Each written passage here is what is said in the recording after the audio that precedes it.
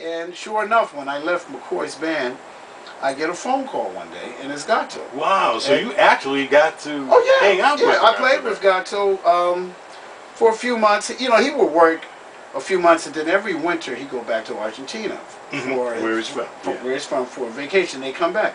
So he would always call me because he enjoyed my playing. We had a very good band. That's wonderful. Matter of fact, let me share this with you. Go ahead, feel free. The first time I ever saw Al Jarreau was in Boston at a club called Paul's Mall. And it was Gato Barbieri, Al Jarreau. Al Jarreau was our opening act at Paul's Mall.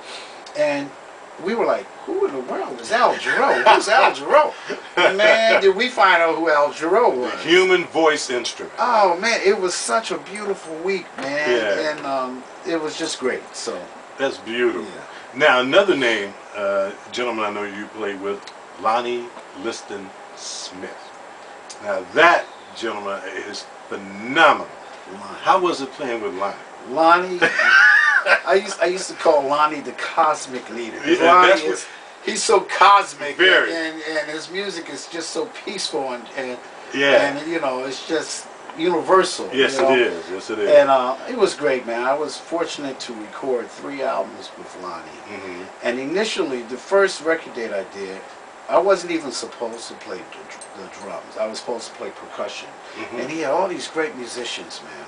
And see, back then, record companies would give artists maybe minimum 100 grand to do an album. So you can hire as many people as you want. Right. Big production. Big production, right? So they don't do that anymore. You know, it's not as prevalent as it was then. So anyway, there was this one song that they were having a problem figuring out the groove that the drums were going to play. Immediately, I already heard what I would play on that particular song, right? So the drummer got up and went to the bathroom. Oh my goodness! So I sat down. I said, "Play that again." And I started playing this groove. And Lonnie said, he said, "That's it. Yeah. That's the groove." Yeah. He said, "That's it. Bring your drums tomorrow." So what happened was I ended up playing snare drum, bass drum, hi-hat, and the other drummer played the toms and ride cymbals. Isn't it But that amazing? particular song I played by myself, and that's Visions of the New World. And that was one of my favorites as well. Yeah. Lonnie Liston Smith was a phenomenal talent, still is. Still is. Yeah. A wonderful person. And when you mention cosmic, when you open his album cover, there are the stars. There are the cosmos. Yeah, that's his thing. Lonnie's sitting at the keyboard with his hat on. That's right. That's right. That's right. That's Lonnie, amazing. Man. We had a great band. It was fun. His brother Donald Smith. Phenomenal talent. Yeah. Donald plays flute. He sings. He plays, and he's a great pianist. I had seen him when I was in high school with Art Blakey, and he stole the show, man. And we were working together for almost a year before I looked at him one day. And he was talking about when he played with Art Blakey. I said, "Man, that's the guy." I said, "You came to my hotel." Isn't that amazing? And Donald's voice, man.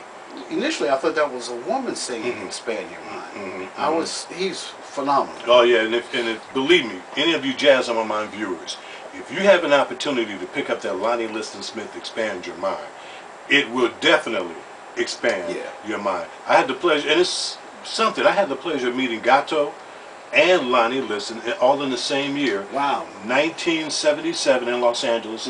I was working at KJLH radio station. That was prior to Stevie Wonder buying the station. Okay. And that was the only outlet, basically, for jazz. See, we would play that whole concept.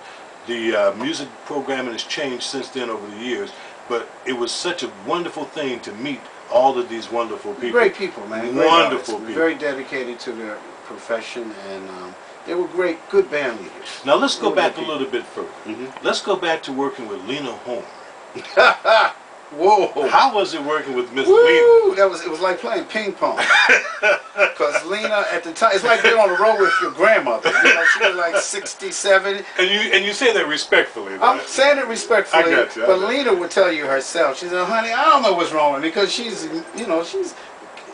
very emotional. I think she's a Gemini Cancer, man. You know, and some days she'd come in, she'd be cool. Some days she was emotional, but musically, it was a great show. It was the same show that she did on Broadway.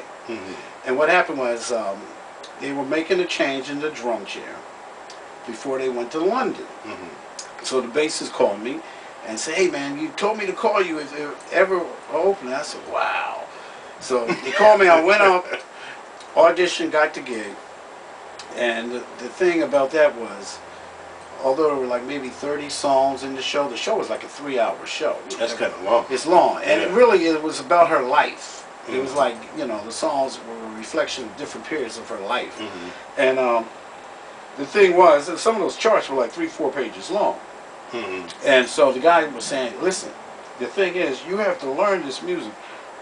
Try to memorize as much as you can, because the gig is you got to watch her and the MD, because it's subject to change right in the middle." Like I remember one night we were playing this one tune, and Lena, she left off like 3 pages of music, but the MD knew where she was. The musical director. And the horn player was getting ready to play this segment, and she said, "Go to letter E, blank, blank, blank. You know, just don't play letter C." We were at letter C, and she had gone to letter E.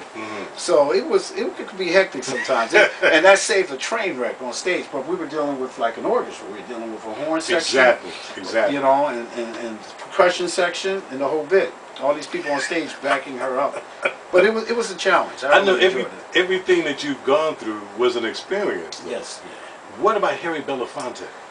Ooh, Harry. That was my buddy. Harry, a great showman. Yes. He is definitely an icon, man, and he's been so active in the politics throughout his life. Oh man. You know, him and Fidel are tight. And, yes. Yes. He was there in the civil rights movement. He was there with King. And, yes. And through those marches through Birmingham. Yeah. So when I got the job with Harry, I had never really played calypso. I didn't know what calypso was about. So it took me a minute to learn that genre, that flavor, that rhythm, you know. The extra beat, the extra movement. Well, yeah, just really capture the essence, the true essence of that culture. music. You know, because Harry had quite a few hits singing calypso, and I think that was one of his claims to fame, as well as his acting. And what we would do, we would rehearse for a month, 5 days, sometimes 6 days a week, 8 hours a day. Put the music together, put the tour together. Harry'd be right there, and he'd be singing, and then he'll put on some. He was very much into African music, so he has some recording of some African artists, guitar and the percussion, and he said he want us to emulate those sounds, and you know, and we'd do that. And it was like we played something for like an hour, just jamming on it. And he's singing different parts. Then he'll walk over to the bass player and he'll sing a part. Try that. And that's how we put pieces of songs together sometimes with him to create. Wow. So you actually, you know, playing this one groove for like an hour. You dig? And he's gone from instrument to instrument. And then, okay, I like that. Okay, let's lock it in there. And it was great, man. The first tour I did with Harry was a tour of Canada. For 3 months. It started in Halifax, Nova Scotia, to Vancouver, then came back. The tour ended in Toronto. But I didn't realize that the majority of blacks in Canada were West Indian. So I experienced a whole West Indian culture. I was going to parties, I was hanging out with West Indian ladies, I was eating the food, you know. Speaking a little French? Well, little, very petite. But it was like, man, I was like, wow, man. So I lived that experience. And the next tour I did with him, which was a year later, was a 7.5-month tour. And we started in the States, went to Japan, came back to the States, and then the tour ended in Europe. We were like 3 months in Germany, throughout Europe. My God, I mean, Wilby, as we sit here and chat, man, this is incredible. You have done some phenomenal things. Absolutely phenomenal. I've been blessed, man. I really feel definitely blessed that I've had the opportunity to work with such great artists and to experience the experiences I've encountered throughout my life, my career, in various parts of the world. Picked up some culture from everywhere you went. Oh, yeah. A little bit of here, a little bit of here. Yes, yeah. Now, we've talked about some of the things you've done in the past. What is Wilby doing now? Are you recording anything on your own? Any of your own? Well, at the moment, I'm really just I'm just teaching. I do after school.